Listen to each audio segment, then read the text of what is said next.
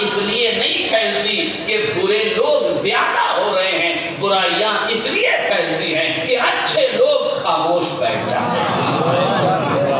کسی بھی سماج میں برائی اس لیے نہیں پھیلتی کہ برے زیادہ ہیں، سماج میں برائی اس وقت پھیلتی ہے جب اچھے لوگ خاموش ہو جاتے ہیں، رشتوں میں دب کے خاموش ہو جائیں، دولت سے دب کے خاموش ہو جائیں، شہرت کی وجہ سے خاموش ہو جائیں، انقلاب اور مصیبت کی وجہ سے خاموش ہو جائیں۔ اس لیے یاد رکھیے گا، مجرمانہ خاموشی جب بھی پیدا ہوگی جرم کو ہوا دے گی، جرم کو آگے بڑھائے گی۔ لہذا ایک کام یہ تھا جناب زینب کا کہ بیعت کا خاتمہ، دوسرا کام ولایت کی حفاظت۔ یہی توجہ کیجیے، ایک تاریخ ہے، ایک روایت کے فقرے ہیں، شاید میں آپ کے اذہان عالیہ تک سمجھا سکوں۔ زبان کی ثقالت و جلالت کے لیے میں معذرت چاہتا ہوں، مگر میری مجبوری ہے کہ جب تک ان بھاری بھرکم الفاظ کا سہارا نہ لیا جائے گا مطالب کی گرامی اور ثقالت کا اندازہ نہیں ہوگا۔ روایت کے فقرے ملاحظہ کر دیجیے تاکہ عظمت عقیلہ بنی ہاشم بن کے حجاب جناب زینب علیہ مقام کی شخصیت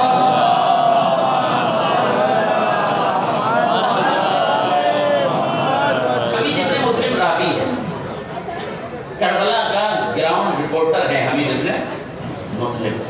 تاریخ کہتی ہے کہ کربلا کا یہ گراؤنڈ رپورٹر رپورٹنگ کر رہا ہے، بار بار خط لکھ رہا ہے یزید کے پاس، یزید ہم نے عباس کو مار دیا، ہم نے علی اکبر کو مار دیا، ہم نے طاقتوں کا ختم کر دیا۔ اب لکھتا ہے یزید تو بس جنگ جیتنے والا ہے، اب صرف حسین بچے۔ اور جب حمید ابن مسلم نے یہ خط لکھا تو اس کے ساتھ ساتھ اور بھی جو انعام کے لالچی تھے انہوں نے فوراً خط لکھا کہ حسین شہید ہونے والے ہیں، سب شہید ہو گئے، اب تنہا حسین بچے، تو جنگ جیت گیا۔ مگر حمید ابن مسلم نے ایک منظر دیکھا، منظر کے پس منظر میں ایک خط لکھا، خط میں ایک جملہ لکھا، یزید تو جنگ ہار گیا۔ جذبات پہ کنٹرول کیجیے گا تو جملے کا آپ کو لطف آئے گا اور آپ محسوس کریں گے عظمت۔ یقین دیکھیے جناب زینب کے ظاہر کے گوشے مسائل کی عمیق وادی سے نکل رہے، اس لیے جذبات پہ کنٹرول کیجیے گا تو اس فضیلت کا ادراک کیجیے گا، ہے نا؟ فضیلت اور شعور کو محسوس کیجیے گا، انشاءاللہ اس منزل تک آپ ضرور پہنچیں گے۔ اس لیے بہت توجہ، ایک سوال ہے محمد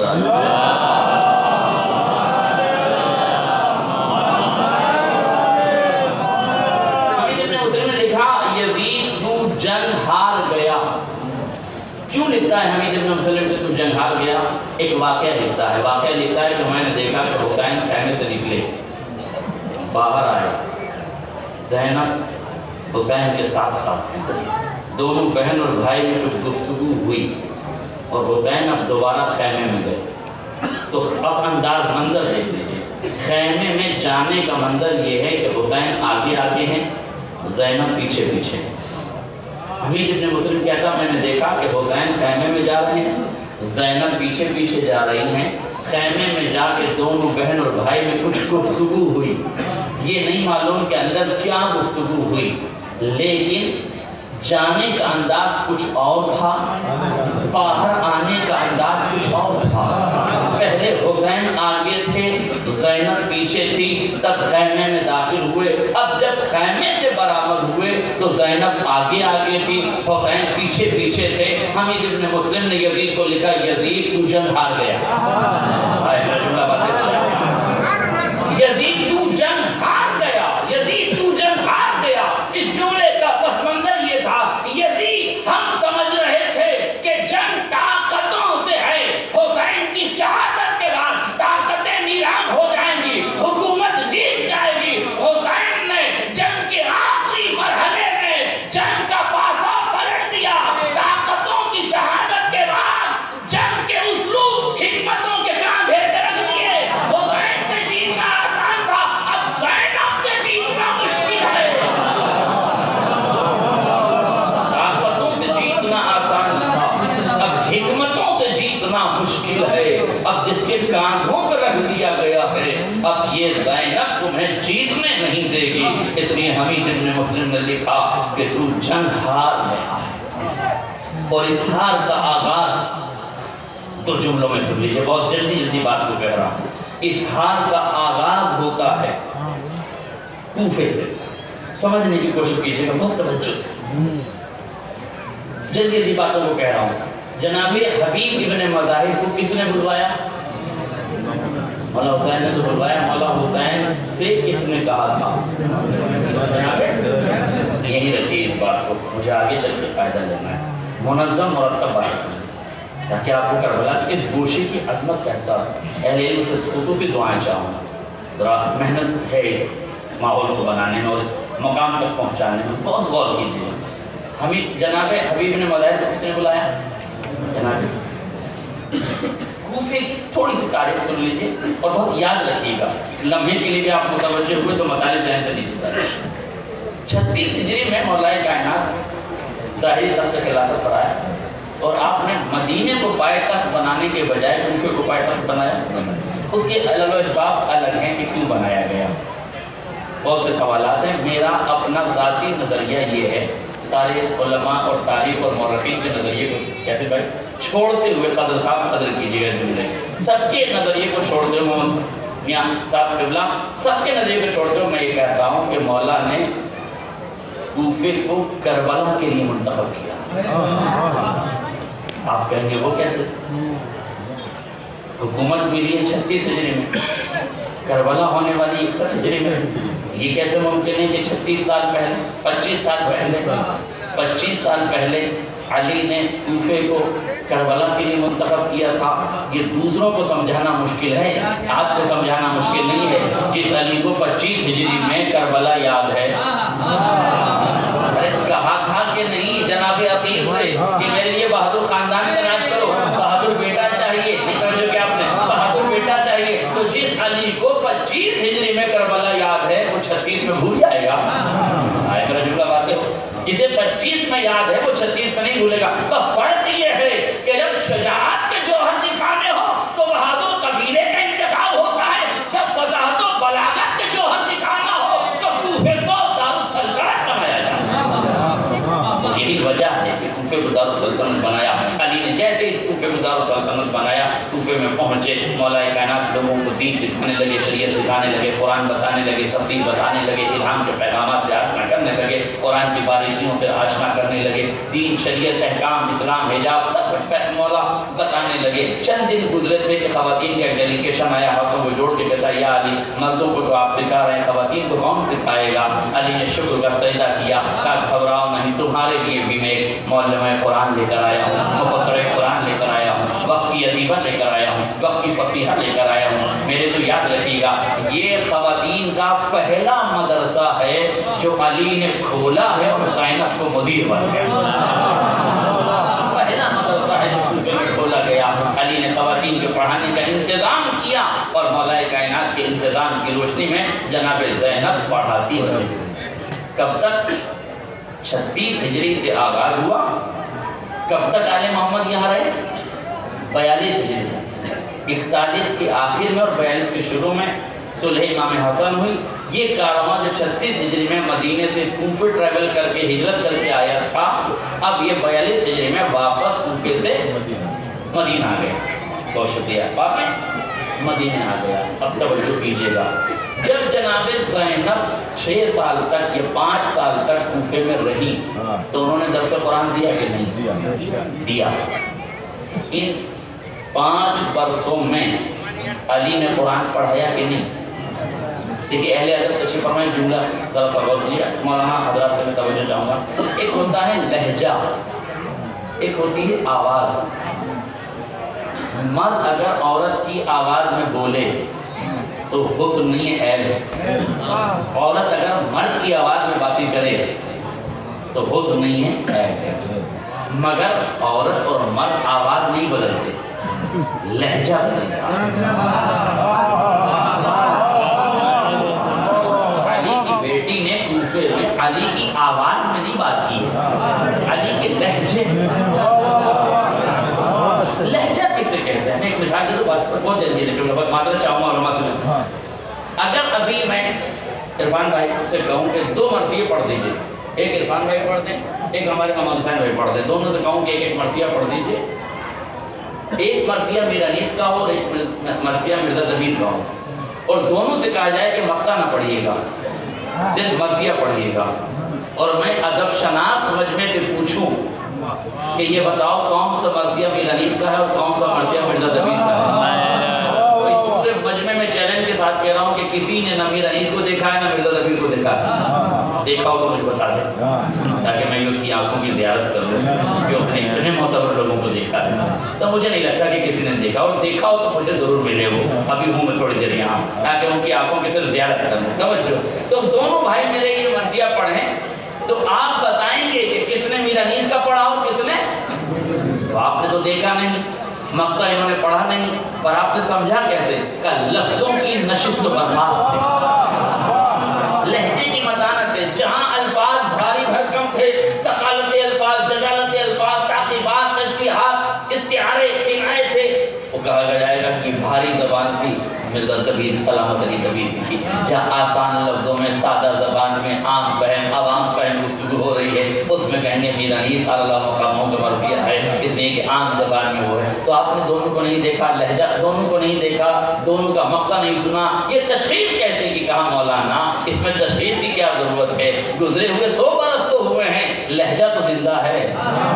ارے جب تم 100 برس کے بعد بھی لہجے یاد رکھتے ہو، کوفے والے 30 برس میں علی کا لہجہ بھول جائیں گے۔ اب سمجھ میں آیا کہ جناب زینب نے کوفے میں علی کے لہجے میں خطاب کیوں کیا، تاکہ کوفے والے سمجھ جائیں کہ یہ بولنے والا کوئی اور نہیں، علی کی بیٹی ہے، اور لہجہ علی کا یہی تو کمال ہے کہ آسمانوں کی بلندی پہ جائے تو خدا لہجہ علی میں رسول سے بات کرے، زمین پہ آئے تو زینب علی کے لہجے میں بات کرے۔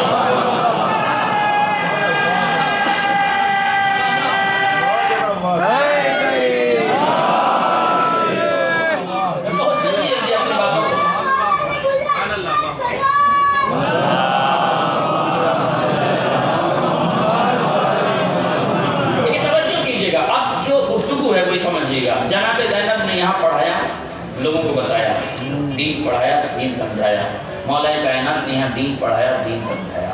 جب یہ انقلاب کہاں سے برپا ہوا، جناب زینب کے مقصد کا آغاز یوں تو کربلا سے ہو جاتا ہے، مگر میں انقلاب کا بنیادی مرحلہ کوفے سے آپ کے سامنے بیان کر رہا ہوں کہ کوفے سے انقلاب کیسے آیا۔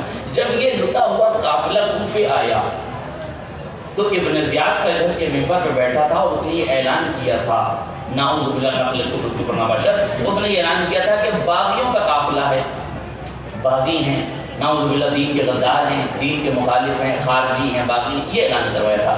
دیکھیے جب اس قسم کے اعلانات ہوتے ہیں، اس قسم کے اعلانات ہوتے ہیں تو 3 طرح کی فکریں متاثر ہوتی ہیں، یا مرد متاثر ہوتے ہیں، یا عورتیں متاثر ہوتی ہیں، یا بچے متاثر ہوتے ہیں۔ توجہ کیجیے گا، جناب حبیب نے مظاہر کو امام حسین نے بلایا تھا، کہاں سے بلایا تھا؟ کوفے سے۔ تو حبیب کہاں تھے، کیا کرتے تھے؟ قرآن پڑھاتے تھے۔ امام حسین جب کوفے سے نکلے ہیں تو جناب حبیب کو کلیجے سے لگا کے یہ کام سونپ کے گئے تھے کہ حبیب یہی رہنا اور ان کوفے کی نسلوں کو قرآن پڑھاتے رہنا۔ یہ جملہ یاد رکھیے گا، تاریخ کس نے بلایا تھا، کیوں بلایا تھا، یہ کیا کرتے تھے، اسی سے مجھے استفادہ کرنا۔ جب جناب زینب کا یہ قافلہ کوفے میں پہنچا، ابن زیاد یہ اعلان کر رہا ہے کہ قافلہ باغیوں کا ہے، قافلہ دین کے غداروں کا ہے، دین کے دشمنوں کا ہے، تو اب کیسے اس آواز کو توڑا جائے، اس پروپیگنڈے کا خاتمہ کیا جائے۔ علی کی بیٹی نے علی کے لہجے میں گفتگو کی، سارے مرد متوجہ ہو گئے، ابن زیاد تو جھوٹا ہے، یہ دین کے غدار نہیں، ان کی آواز پہ دین پروان چڑھتا ہے۔ جناب زینب کے لہجے نے مردوں کو بتا دیا، وہی استعارہ ہے، وہی تشبیہات ہیں، وہی کنائے ہیں، وہی الفاظ کی نشست و برخاست ہے، وہی انداز تکلم ہے، وہی اسلوب سخن ہے، وہی گویائی کا کمال ہے، وہی سہ بیانی ہے، وہی انداز بیاں ہے، لہذا کوئی اور نہیں ہے۔ جیسے کل علی بولتے تھے نا، ویسے ہی آج یہ بولنے والی ہے۔ تو مرد سمجھ گئے ابن زیاد تو جھوٹا ہے، یہ دین کے غدار نہیں، علی کی بیٹی ہے، علی کا لہجہ علی کے سوا کوئی اور نہیں لے سکتا۔ اب دنیا کو پتا چلا کہ نہیں، اب جیسے ہی یہ آواز یعنی کہ ابن زیاد کی آواز عورتوں تک پہنچی تھی، وہ سمجھ رہی تھی کہ یہ بات وہی معلمہ ہے، یہ تو وہی ادیبہ ہے، یہ تو وہی مفسرہ ہے جو کبھی ہمیں قرآن پڑھایا کرتی تھی۔ ابن زیاد تو جھوٹا ہے، ابن زیاد تو جھوٹا ہے، سچائی کی جیت ہو رہی ہے، صداقت آگے بڑھ رہی ہے، جھوٹ کے ماتھے پہ کلنگ لگ رہا ہے، پروپیگنڈے کا خاتمہ ہو رہا ہے۔ حسین کی تحریک کی امین ہے زینب، اپنی امانتداری کے ساتھ تحریک کو آگے بڑھا رہی ہے۔ توجہ کیجئے گا، ایک غور کیجئے گا جملے پر، کب تک تھا اہل بیت کا قافلہ؟ 42 ہجری تک۔ علماء تشریف فرما ہے، خطابت مغالطے کا نام نہیں ہے، دلائل البراہیم کے سانچے میں ڈال کے اپنی مکمل گفتگو کو ادلہ کے سانچے میں پہنچانے کا نام ہے۔ یقین جانیے میں کبھی ممبر سے مغالطہ دینے کی کوشش نہیں کرتا۔ ہر وہ سوال جو ذہن میں اٹھے، سنتے سنتے ذہن میں سوال اٹھتا رہے اور بیان کے ذریعے سے اس کی تشفی ہوتی رہے، اسے شاید کمال خطابت کہتے ہیں۔ اور اگر سمجھتا آدمی چلا جائے تو اسے ذوق سماعت کہتے ہیں۔ اگر دونوں جگہ جمع ہو جائے تو مطالب اپنی انتہا کو پہنچ جاتے ہیں۔ اس لیے توجہ کیجئے گا، 42 ہجری تک یہ کارنامہ رہا، تو 42 ہجری تک جن مردوں نے علی کے لہجے کو سنا انہوں نے کہا ابن زیاد تو جھوٹا ہے۔ 42 ہجری تک جن خواتین نے زینب سے پڑھا انہیں پتہ چل گیا کہ ابن زیاد تو جھوٹا ہے، یہ علی کی بیٹی ہے۔ سوال میرا یہ ہے کہ 42 ہجری کے بعد جو نسلیں پیدا ہوئی ہیں، 61 ہجری تک تو وہ 20 سال کی ہو گئی، 18 سال کی ہو گئی، ان بچوں کو کیسے پتہ چلے کہ یہ دین کے غدار نہیں ہیں، یہ دین کے باغی نہیں ہیں؟ زینب کو تحریک آگے بڑھانا تھی، اس لیے زینب اولیاء مقام نے حسین سے کہا بھیا حبیب کو بلوائیے۔ حبیب کی آمد کا مطلب سمجھو، کیا کربلا میں فقیہوں کی کمی تھی؟ کیا عباس فقیہ نہیں تھے؟ کیا علی اکبر فقیہ نہیں تھے؟ کیا قاسم فقیہ نہیں تھے؟ فقیہ کو بلایا کیوں جا رہا تھا؟ اس مطلب سن لیجئے، فقیہ کو بلایا کیوں جا رہا تھا؟ اور فقیہ کے آنے کا معیار بھی سن لیجئے، پوری دنیا کے فقہا کی ذمہ داری ہے کہ ایک امام کی آمد کا انتظار کریں، سرے منہ اس انتظار سے انحراف کریں تو عقیدتیں اور عبادتیں سمیٹ کے لپیٹ تک دی جائیں گی اور فقاہت کو جہنم رسید کر دیا جائے گا کہ تم اس امام کے انتظار سے انکار کر رہے ہو۔ اس کا مطلب ہے کہ مسند فقاہت کا سارا اعتبار باقی ہے ایک امام کی آمد کے انتظار کا۔ اللہ کربلا کا فقیہ کتنا معتبر ہے، سارے فقیہ مل کے ایک امام کا انتظار کرتے ہیں، کربلا کا ایک فقیہ آتا ہے، کربلا کے 3 امام انتظار کرتے ہیں۔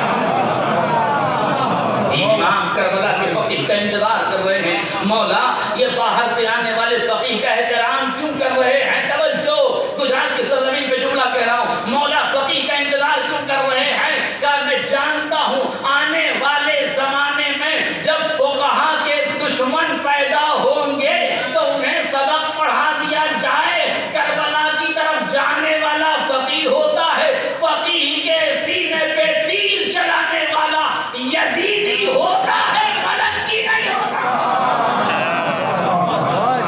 فقیہ کی عظمتوں کا انکار کرنے والا یزیدی ہوتا ہے، ملنگی نہیں ہو سکتا۔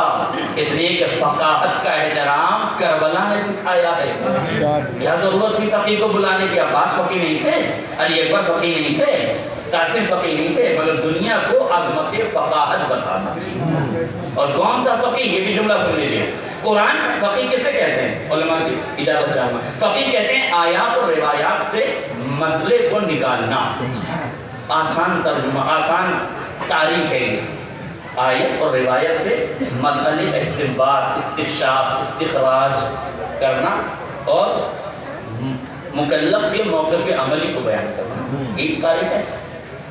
اس کا مطلب یہ کہ فقیہ اپنی جیب سے حکم نہیں دیتا، جو آیت اشارہ کرے، جو روایت اشارہ کرے، تو آیت روایت سے مسئلہ نکالتا ہے۔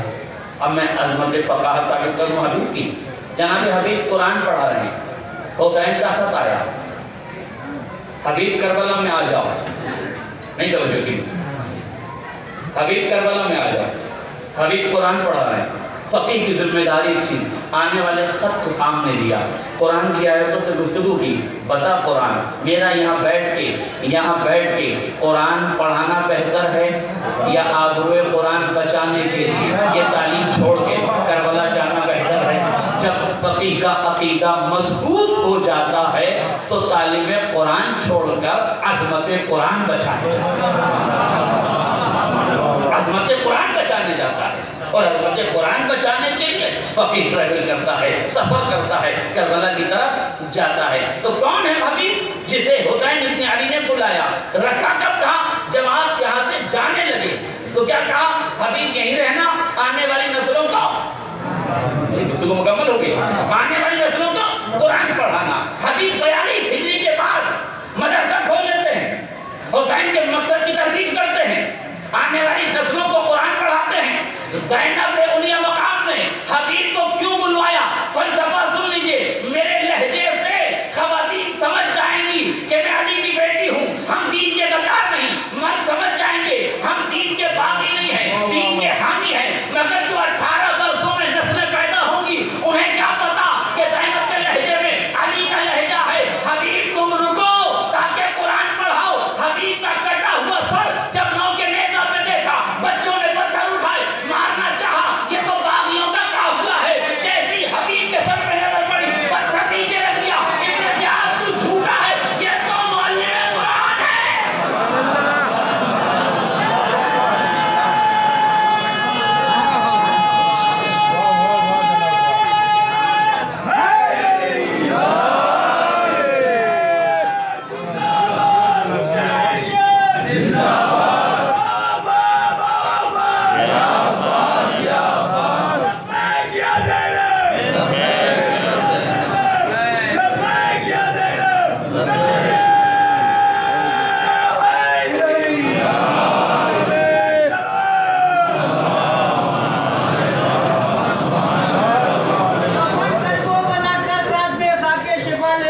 ہم اپنی قبر میں جائیں گے پوری کربلا لے کر، سرے مجلس میں کس ہو گیا کرتے ہوئے گریا، تبرک خان میں آئی جناب سیدہ لے کر۔ مجلس کے تبرک جہاں بانٹے نہیں جاتے، ان لوگوں سے ہم بھی کبھی ملنے نہیں جاتے۔ اے منکر اقرار علی ولی اللہ، دہلی کے نجف چومنے کتے نہیں جاتے۔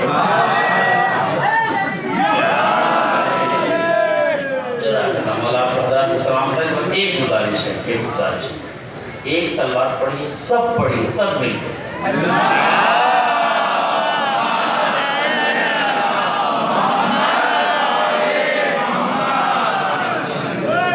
جتنے زائرین یہاں آئے ہیں اور آگے چلے گئے ہیں، سب کی سلامتی کے لیے ایک سلوات سب مل کر پڑھیں۔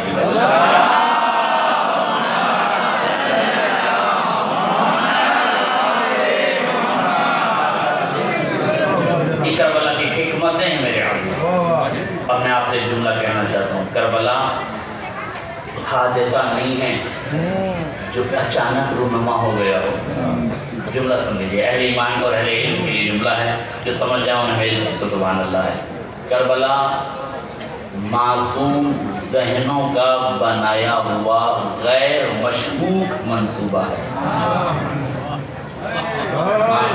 ذہنوں کا اس کا مطلب ہے کہ معصوم یہ بتانا چاہتے ہیں کہ جب بڑا انقلاب لانا ہو، جب بڑا انقلاب لانا ہو تو اس کا آغاز انقلاب سے پہلے نہیں کرتے، نسلوں کے انتخاب سے انقلاب کی بنیادیں رکھی جاتی ہیں۔ نسلوں کے انتخاب، قبیلوں کے انتخاب۔ وقت نہیں ہے کہ میں ایک ایک جملے پر آپ کو لے کر جاؤں، حبیب کو کیوں بلایا، بنی کلاب کا انتخاب کیوں کیا، یہ سب ایک صاحب نے مجھ سے کہا تھا کہ اکمل عباس کی پر ذرا سا کچھ پڑھ دیجیے گا، تو صرف ان کی تمنا پوری ہو جائے، کیونکہ بہرحال ممبر خواہشوں کے احترام کا نام ہے، اگر جائز ہوں اور موضوع کے دائرے میں سمٹ سکتی ہوں تو آ سکتا ہے۔ سوال ان کے دائرے میں میں بات رکھوں کہ جناب عباس کی ایک جملہ، ویسے مسائل میرا کہتا تھا کہ تھوڑے سے مسائل چھوٹے حضرت پہ پڑھ دوں تاکہ امام حسین پہ پڑھ چکا، جناب زینب اور جناب عباس کے مسائل ہو جائیں، تاکہ جو بین الحرمین روزے یا جو حرم بنے ہوئے ہیں سب کا ذکر تھوڑا سا آہستہ فاطمہ میں ہو جائے۔ بنی کلاب کا انتخاب کیوں کیا علی نے؟ بہت تفصیلات ہیں، میں چھوڑ رہا ہوں ساری تفصیلات کا۔ کیوں کیا؟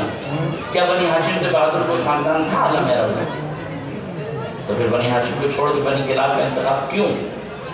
کربلا کی حکمت قسم خدا کی سمجھیے، اتنا معتبر اور اتنا مضبوط منصوبہ ہے کربلا کا کہ صدیوں سے فکریں اس کے اوپر قلم اٹھاتی رہیں، لکھتی رہیں، فکر کا دامن تنگ ہوگا، کربلا کی وسعتیں نہیں کرتا، کربلا کے بیان کو فکر نہیں کرتا۔ کیوں انتخاب کیا؟ تب بہادر قبیلے تھے، بنی ہاشم تو بہادر تھے، بنی ہاشم میں انتخاب کیوں نہیں کرا؟ کیوں نہیں؟ فرق ہے بنی ہاشم اور بنی کلاب میں۔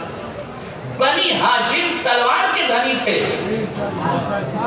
بنی کلاب نیزہ برداری کے دھنی تھے۔ آج جملہ واضح ہو جائے، نیزے کی جنگ کے دھنی تھے بنی کلاب، تلوار کے دھنی تھے بنی ہاشم۔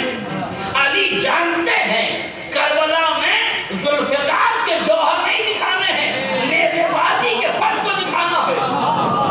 نہیں توجہ کیا باب الحوائج پر آپ نے اتنی آسانی سے اتنا اچھا جملہ سن لیا اور محسوس نہیں کیا۔ کربلا میں ٹوٹے ہوئے نیزے سے جنگ ہے، ذوالفقار سے جنگ نہیں ہے، تلوار سے جنگ نہیں ہے۔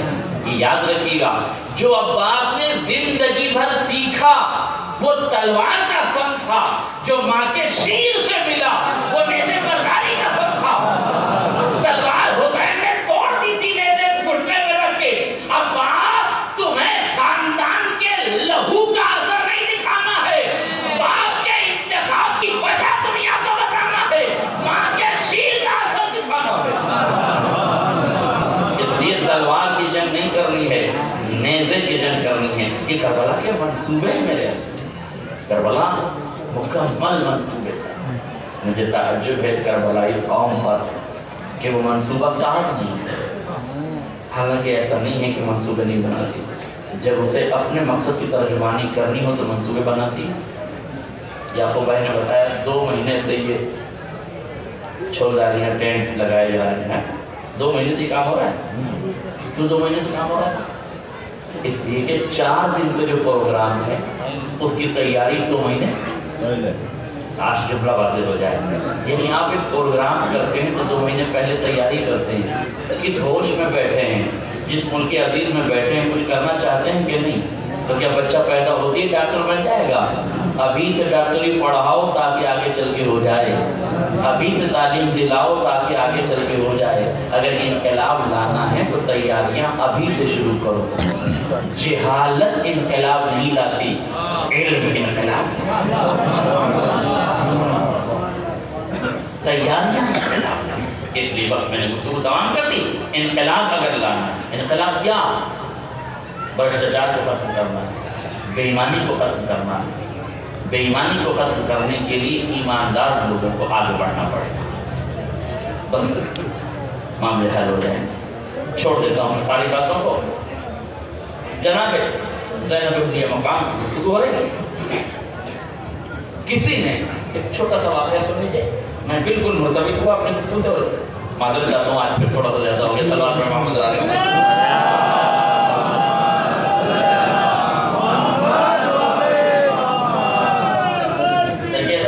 نذرانہ لینے سے پہلے زیادہ پڑھتا ہے، نذرانہ لینے کے بعد زیادہ نہیں پڑھتا۔ یہ ان کی دیانتداری تھی کہ دوسری کے بعد دے دیا انہوں نے، پرکھنے کے لیے کہ دینے کے بعد۔ ہمارا مسئلہ یہ ہے کہ لینے کے بعد ذمہ داری اور بڑھ جاتی ہے کہ کہیں یہ نہ سوچنے لگے کہ آپ لے کے مطمئن ہو گیا پڑھ ہی نہیں رہے۔ تو میں معذرت چاہتا ہوں علماء سے، لیکن تاخیر کی وجہ یہ ہے کہ بات کو پہنچانا چاہتا ہوں۔ ایک مجھے مرحوم نے ایک واقعہ سنایا تھا، میں بالکل موضوع سے مرتبط ہوا۔ آپ موضوع سے ہیں نا کہ جناب زینب کو ثانیہ زہرا کیوں کہا گیا؟ ایک وجہ میں نے بتا دی کہ زہرا کے بعد دوسری زہرا کی ضرورت تھی، اس لیے کہ بیعت کا خاتمہ کرنا پڑتا، ضروری تھا۔ دوسری کیا ہے؟ تحفظ ولایت، یہ دوسری ذمہ داری تھی۔ اس ولایت کی دوسری ذمہ داری کو سن لیجیے۔ مرحوم رضا سچی صاحب نے مجھے چھوٹا سا واقعہ سنایا، واقعے کو مرتبط کرنے کی میں کوشش کر رہا ہوں۔ نام اس لیے لے رہا ہوں کہ خدا ان کی روح کو شاد لوگ کا ثواب ان کی روح کو بہنوان میں۔ یہ حق ہے ہمارا کہ جس نے ذکر اہل بیت کیا ہے اسے ذکر اہل بیت کے ضمن میں یاد کر لیا جائے، تاکہ اسے احساس ہو کہ میں جنہیں یاد کر رہا تھا ان کا کرم یہ ہے کہ اب ان کے ذکر کے ضمن میں مجھے بھی یاد کیا۔ اور آج ہم کسی کو یاد کریں گے تو امید کریں کہ کل ہمیں بھی یاد کریں۔ وہ کہتے ہیں کہ ایک شیعہ عالم دین سفر کر رہے تھے. سفر کے دوران سنگر یہ RSS کے ایک بہت بڑے نیتا تھے الہ آباد کے, پڑھا لکھا آدمی تھا, شخصیت پڑھی لکھی تھی, سمجھدار تھے. سفر کے دوران بہت توجہ رکھیے گا, سفر کے دوران ایک شیعہ عالم سے ملاقات ہوئی. شیعہ عالم سے ملاقات, اچھا وضع پتہ سے پہچان لے کہ یہ شیعہ عالم دین ہے. اس کا مطلب ہے کہ لباس سے پہچاننے کا ہنر نیا نہیں ہے, ہنر بہت پرانا ہے, وہ پہچان لیتے ہیں اور پہچاننا بھی چاہیے. لباس سے شخصیت کا اندازہ ہوتا ہے. ہمارے ایک شاعر کہتے تھے کہ جب آپ لباس کو عزت دیتے ہیں تو لباس آپ کو عزت دیتا ہے. ہم بچوں کے نہیں کہہ رہا ہوں کہ کپڑے جلدی میلے نہ کیا کرو, اسے عزت دو گے تو خدا تمہیں عزت دے گا. تو لباس سے انہوں نے پہچان لیا کہ یہ شیعہ عالم دین ہے. کہنے لگے کہ آپ محسوس ہوتے ہیں شیعہ عالم دین کا. میں آپ سے ایک سوال کرنا چاہتا ہوں, کہ بسم اللہ پوچھیے. اچھا شیعہ عالم کا یہ کمال ہے کہ کبھی یہ نہیں کہتا کہ مت پوچھیے, جب کہیں گے آپ سوال کریں گے بسم اللہ بتائیے کیا سوال ہے. یہی تو کمال ہے علی والوں کا. سوال پہ گھبرا جائے وہ علی والا تھوڑی ہے. سوال سناؤں گے بسم اللہ پوچھیے کیا پوچھنا ہے. سلونی کا دعویٰ نہیں ہے پر اس رخ پہ تو ہے جواب دینے کی صلاحیت ہے. آپ پوچھیے, انہوں نے کہا یہ بتائیے. اب توجہ سے جملہ سنیں. وہ کہتے ہیں کہ آپ شیعوں نے جناب زینب پر بڑا ظلم کیا. ہم شیعوں نے جناب زینب پر ظلم کیا کیسے نہیں, ہم شیعوں نے جناب زینب پر ظلم کیا کہاں, تو وہ کیسے. انہوں نے کہا آپ لوگ بہت توجہ سے جملہ سنیں اور پوری بات میری مکمل ہونے دیجیے. انہوں نے کہا کہ آپ حضرات مصائب میں یہ فقرہ پڑھتے ہیں کہ جب خیموں میں آگ لگی تو جناب زینب سید سجاد کے پاس گئی اور ان سے پوچھا کہ یہ بتاؤ جل کے خیموں میں مر جائیں یا باہر نکل جائیں. کیا اتنا سامنے کا مسئلہ اس معلمہ قرآن, اس ادیبہ, اس مفسرہ جس کو خود جو امام نے کوفے میں کہا انت عالمۃ غیر معلمہ وفہمۃ غیر مفہمہ, آپ ایسی عالمہ ہیں جسے پڑھانے کی ضرورت نہیں. اور یہ قسمت سے قریب کی سندیں ہیں, یہ جانتے ہیں یہ عصمت سے قربت کی سندیں ہیں جو امام نے دی ہیں کہ آپ ایسی عالمہ. تو جو اتنی بڑی عالمہ ہے, فاضلہ ہے, کریمہ ہے, ادیبہ ہے, مفسرہ ہے, اسے اتنا سا مسئلہ نہیں معلوم تھا. کیا اتنا سمجھا اور کوئی عام خاتون ہے جناب اس گھر کی پلی میں جہاں انبیاء طواف کرتے ہیں, ملائکہ جادو کشی کرتے ہیں, جہاں انبیاء سلامی دینے کے لیے آتے ہیں, جہاں جھاڑو دینے والی کنیز کا مرتبہ یہ ہے کہ بولتی ہے تو 20 سال لہجے قرآن میں بولتی ہے. تو جس کے گھر کی کنیز 20 سال زبان قرآن میں بات کرے اس گھر کی شہزادی بلکہ حجاب کا کیا عالم ہوگا. کہاں مطلب کہاں اتنا سا مسئلہ نہیں معلوم تھا. جیسے ہی سوال سنا عالم خاموش ہو گئے. اب میں روایت پڑھ رہا ہوں. روایت کے فقرے ہیں کہ جب آپ بھی اس روایت کے فقرے کو سنیے اور اپلائی کیجیے گا کیونکہ زمانہ بہت خراب ہے. روایت کے فقرے یہ ہیں کہ جب بھی کوئی دشمن اہل بیت تم پر ہمارے سلسلے سے حملہ کرے, ہمارے بیان پر, ہماری بات پر کوئی حملہ کرے اور تمہیں اس کا جواب نہ آتا ہو تو لمحے بھر توقف کرنا. توقف میں ہم آل محمد سے توسل کرنا. اس خاموشی میں عطائے ربانی کا سلسلہ جاری ہوگا. پھر جب تم خاموشی کے بعد بولو گے تو بولو گے تم, بیان ہمارا ہوگا, کہو گے تم, کلام ہمارا ہوگا, عطا تمہاری ہوگی, عطا ہماری ہوگی. عالم نے توقف کیا, توقف میں توسل کیا, توسل کے بعد جو الہامی جواب ملا ہے آل محمد کا سنیے. وہ کہتا بہت توجہ, وہ کہتے ہیں کہ حضور آپ نے مسئلے کو تو سمجھا پر مسئلے کی نزاکت کو نہیں سمجھا, مسئلے کی کیفیت کو نہیں سمجھا. جناب زینب نے مسئلہ نہیں پوچھا بلکہ جب پوری دنیائے یزیدیت حسین کو تہہ تیز کر کے, حسین کا سر نو کے نیزہ پہ چڑھا کے, خیموں میں آگ لگا کے اس واقعے کے ذریعے سے یہ پیغام دے رہی تھی ہم نے ولایت کا خاتمہ کر دیا, ہم نے امامت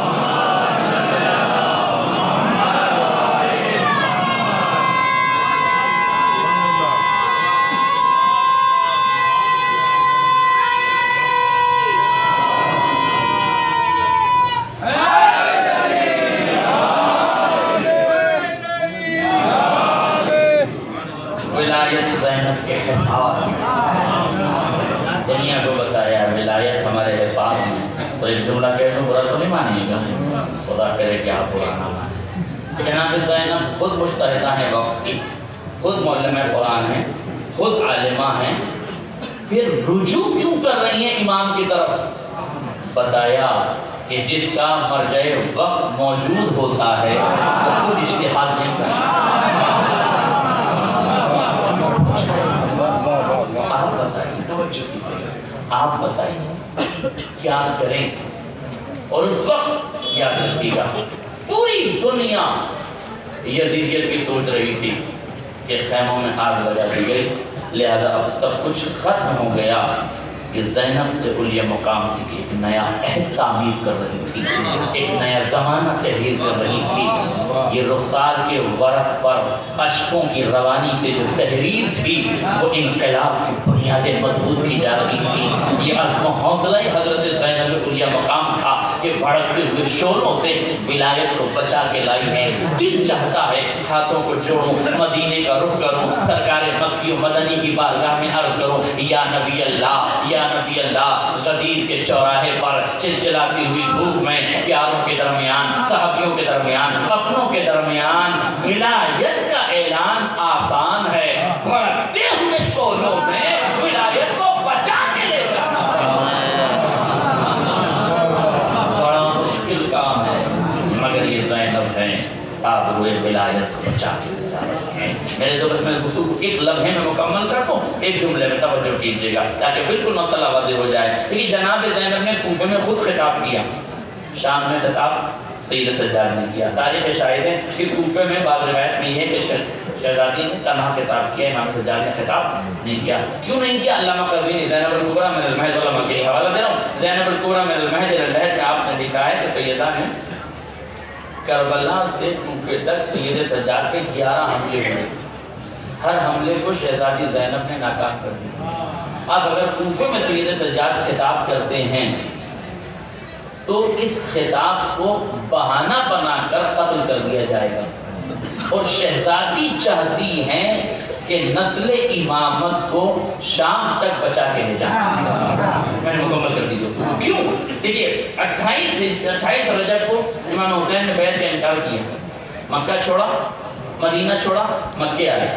مکے میں حاجیوں کے لباس میں قاتل دکھائی دیے، مکے سے باہر نکلے، منزل سالابیہ پہنچے، حجر رحمہ پر ہاتھ ڈالا، پورا کارواں کربلا چلا گیا۔ ایک جملے میں جواب دیجیے، یزید شام میں بیٹھا ہے، بیعت مانگ رہا ہے، حسین مکے مدینے میں تھے، بیعت کا انکار کر رہے ہیں۔ اب یہ بتائیے کہ امام حسین اور یزید کا درمیان کوئی آمنا سامنا ہوا؟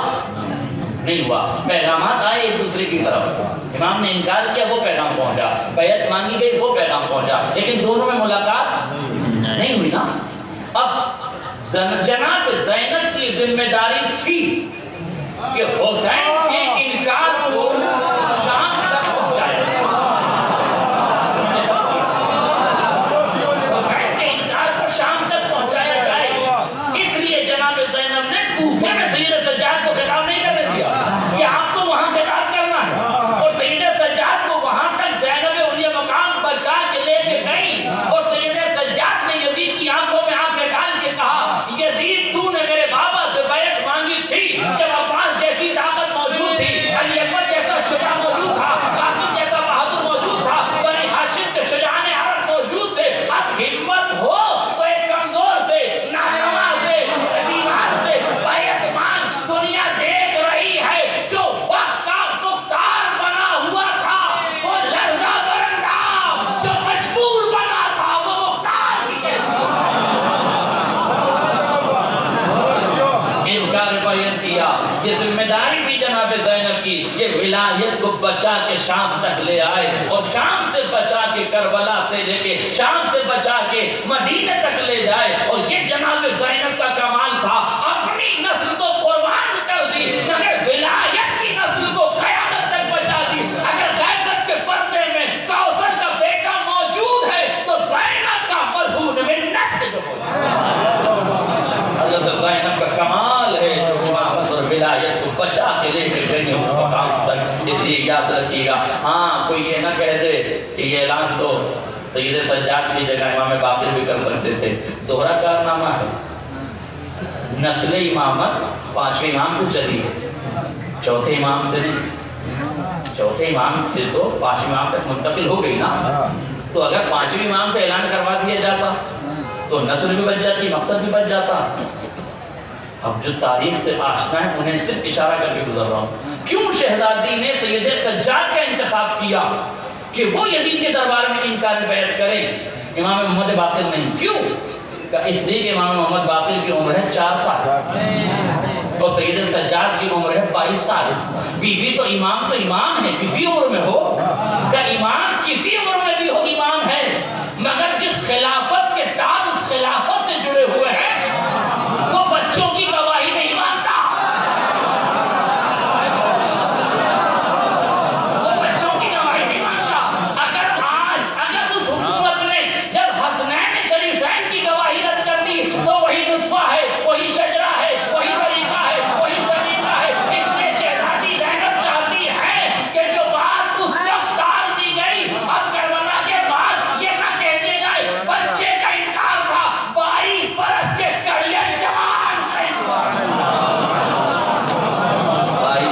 کڑیل جوان کا انکار تھا، اس لیے اسے انکار نہ سمجھے اور اسے حکومت دبا نہیں سکتی۔ یہ حکمت عملی تھی جناب زینب کی۔ بس میں نے گفتگو تمام کر دیا، آخر فقرہ سنی میرے دوستوں، اور یہیں سے رکھتے مسائل ہے، توجہ سے جملہ سن لیجیے۔ یہ وہ موقع ہے کہ جہاں جناب زینب نے کربلا میں جناب زینب نے سید سجاد سے پوچھا، سید سجاد سے پوچھا تم امام وقت ہو؟ یہ تو ہے لفظ روایت کی، بیٹا تم امام وقت ہو، تم امام وقت ہو، تم امام وقت ہو۔ کون ہوتا ہے امام وقت؟ جو ما کان و ما یکون کا علم رکھتا ہے، جو زمین پر بیٹھ کے لوح محفوظ کا مطالعہ کرتا ہے، جس پر الہام ربانی کا سلسلہ جاری و ساری رہتا ہے، جو عصمت کا شاہکار ہوتا ہے، جس کے لبوں سے حکمت کے چشمے پھوٹتے ہیں۔ وہ امام جب چلتا ہے تو پوری کائنات اس کا ساتھ دیتی ہے، اور رکتا ہے تو پوری کائنات اس کا ساتھ دیتی ہے۔ اس کے قدموں کی آہٹ پر چاند کی چمک پروان ہے، سورج کی ضیائیں پروان ہے، ستاروں کا وجود اس کے قدموں کی حرکتوں سے مناپا جائے گا۔ عالم انسانیت اور پورے وجود کائنات کو اسی لیے تو خلق کیا گیا ہے، لولا لما خلقت الاخلاق، اگر نبی تو نہ ہوتا تو میں کائنات نہ سجاتا، ولولا علی لما لا خلقتک لما خلقک، اگر علی نہ ہوتے تو تمہیں پیدا نہ کرتا، ولولا فاطمہ لما خلقتکما، اور اگر میری کنیز فاطمہ نہ ہوگی تو میں تم دونوں کو پیدا نہ کرتا۔ تو امام کو ہوتا ہے جو ما کان وما یکون کا عالم ہوتا ہے۔ اس لیے جناب زینب نے امام وقت سے پوچھا کہ بتاؤ جل کے مر جائیں یا باہر نکل جائیں، مگر یہی امام وقت ہے کہ جو اس وقت جناب زینب سے کہہ رہا ہے کہ شہزادی پھوپھی اماں جان کا بچانا واجب ہے، آپ باہر چلی جائیں گے، لیکن یہی سید سجاد ہیں۔ جب یزید نے رہائی کا حکم دیا کہ آپ یہیں رکنا چاہیں گے یا مدینے جانا چاہیں گے، کیا ارادہ ہے، تو میرا مولا نے فرمایا ہم اپنی پھوپھی سے پوچھ کے بتائیں،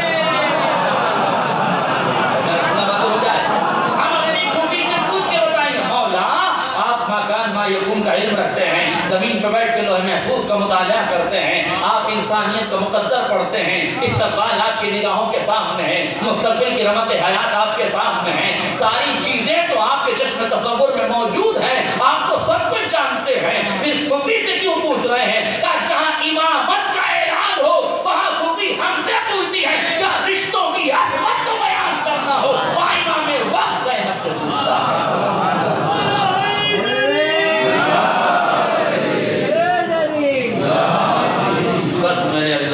تمام ہو گئی، امام وقت نے پوچھا، ہم پوچھ کر بتائیں، اور یہاں بھی جناب زینب نے فرمایا میرے لال ہم اپنے بھائی کا ماتم نہیں کرتے، یزید سے کہو کہ شام میں ماتم کیوں کر رہی ہے؟ یزیدی نے فتح کے شازیانے بجائے ہیں، اسی کے علاقے میں زینب اور شہزادہ پوچھا کے بتائے گی یزید تو نہیں جیتا ہے، زینب کے حوصلے جیتے ہوئے عزم سید سجاد جیتا ہے۔ ٹوٹا ہوا قافلہ تاریخ کہتی ہے کربلا پہنچا، मैं वो रिवायत आपके सामने पेश करूँ। किसी ने पूछा था कल कि आपने कहा है मगर हुसैन का लाशा 10 भारी और कमजोरों के काबू से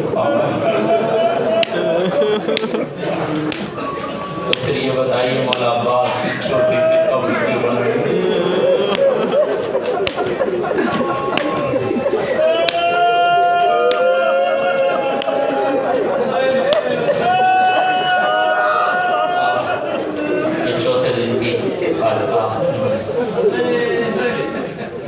ये जो कानून जो मौनी है ना, ये 2 महीने से इस इलाके को सजा रहे थे ज़ायरों के लिए, हुसैनियों के लिए।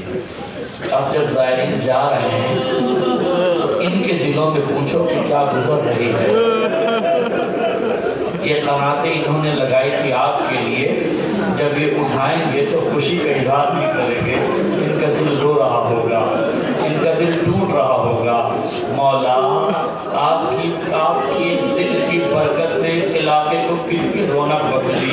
क्या कभी सोचा था कि इस जंगल में इतनी आबादी आपको इकट्ठा हो जाएगी, इतने लोग आके इकट्ठा हो जाएंगे? मौला ये आखिरी मजलिस है, हम सबकी तरफ से ये कहना चाहेंगे मौला अगर इस पूरे एहतमाम में कोई कमी रह गई हो तो हमें माफ कर दीजिएगा कि ये तो अगले बरस हम हैं और ये गम फिर है जो चल बसे कोई अपना मौला हयात में मोहलत थी, आपका करम शामिल हाल रहा, अगले बरस तक जिंदा रहे तो ये मोमिनीन फिर आएंगे, हम फिर आएंगे। मौला हयात ने इजाजत दी तो फिर आएंगे, मगर जितने दिन यहाँ रहे हैं अगर इन बारगाहों में जाने में कोई कोताही हो गई हो तो माफ कीजिएगा, हमें बारगाहों में जाने का सलीका नहीं है, हमें इस्मतों की ज़ियारतों का सलीका नहीं है, हमें नहीं मालूम कि हम कहाँ पहले जाएं। ज़ाहिर कभी यहाँ चले जाते हैं, कभी वहाँ चले जाते हैं, मगर ज़ियारत का तरीका ये है कि पहले अब्बास के रोज़े पे जाया करो, वहाँ से इजाज़त लिया करो। छोटे हजरत क्या इजाज़त है कि आपके आका की ज़ियारत को चले जाएं, जब वहाँ से इजाज़त मिल जाए तो इमाम हुसैन के रोज़े पर आया करो, जब यहाँ से इजाज़त मिल जाए तो फिर पूछा करो कि इजाज़त है, मलके हिजाब की बारगाह में चले जाएं, वहाँ जाके ज़ियारत कर लें। और जब इस तरीके से ज़ियारत करोगे ना तो इस्मतों के पैराए में ढली हुई ज़ियारत होगी। मौला हमसे अगर कोई गलती हो गई हो तो माफ कर दीजिएगा। जनाब ज़ैनब हैं, तारीख कहती है, रिवायत के फिक्र हैं, जब करबला में सैयदा जनाब ज़हरा पहुंची हैं, जनाब सानी ज़हरा पहुंची हैं, बार बार कहती हैं सज्जाद मुझे मेरे अब्बास की कब्र, बेटा सज्जाद मुझे मेरे गाजी की कब्र पे ले चलो, बेटा सज्जाद मुझे मेरे भाई अब्बास की कब्र पे ले चलो, मैं कूफे की कहानी सुनाऊंगी, मैं शाम के बाजार में जो गुजरा है वो अपने भाई को बताऊंगी। हे सज्जाद, हे मेरे लाल, अरे मुझे जल्दी से अब्बास की कब्र पे ले चलो। तारीख कहती सैयदे सज्जाद कभी इस कब्र पे ले जाते हैं, कभी उस कब्र पे ले जाते हैं, कभी यहाँ ले जाते हैं, कभी वहाँ ले जाते हैं। एक मर्तबा जनाब ज़ैनब ने हज़रत से सैयदे सज्जाद की आंखों में आंखें डाल के कहा सज्जाद मैं कब से कह रही हूँ मुझे मेरे भाई अब्बास की कब्र पे ले चलो। एक मर्तबा सैयदे सज्जाद एक छोटी सी कब्र पे ला के खड़ा कर देते हैं, फरमाते हैं फूफी अम्मा हाज़ा कब्र अम्मी अबिल फज़ल अब्बास, ये मेरे चचा अब्बास की कब्र है। ज़ैनब तड़प गई, सैयदे सज्जाद के चेहरे को देखा, मेरे लाल कैसी बातें करते हो, मेरा भाई अब्बास जब घोड़े पे बैठता था तो पैर ज़मीन पे हल देते थे, इतना नहीं चाहिए मेरा भाई, अरे ये किस बच्चे की कब्र पे ले आए। सज्जाद ये किस बच्चे की कब्र पे ले आए? सैयदे सज्जाद हाथों पे जोड़ के कहते हैं फूफी अम्मा ये मेरे चचा की कब्र है, फूफी अम्मा ये मेरे चचा की कब्र है। आपके ज़हन में सवाल होगा ना कि इतनी छोटी सी कब्र कैसी है? मैंने जब ये रिवायतें पढ़ी ना मेरे ज़हन में मुस्तकिल सवाल पूछता था आखिर ये कब्र छोटी सी क्यों सैयदे सज्जाद ने बनाई? मगर मैंने किताब में रिवायत पढ़ी, मेरा दिल मुतमईन हो गया, बात समझ में आ गई। तारीख ने अजीब जुमले लिखे हैं, जब हुसैन इब्न अली का लाशा पामाल हो चुका तब भी फिसर साद को तस्कीन न हुई, फिसर साद को तस्कीन तस्कीन न हुई, उमर साद को तस्कीन न हुई। कहने लगा कबीले वालों, क्या तुम नहीं जानते कि तुम्हारे बाप दादा को वासिले जहन्नुम अली ने किया था? क्या अली से बदला नहीं लेना चाहोगे? क्या अली से बदला नहीं लेना चाहोगे? मतलब किसी ने कहा कि यार अली से बदला ले तो लिया, हुसैन को पामाल तो कर दिया, अब कैसे बदला लेंगे? अब कौन सा तरीका है बदला लेने का? कहा नहीं नहीं, अभी एक बदला बाकी है, अभी अली से बदला लेना चाहते हो तो बाकी है। कहा वो क्या है? कहा फिर अपने अपनी तलवारें निकालो। कबीलों की तलवारें निकल गई। फिर सरे साथ कहता है वो लाशा जो फुरात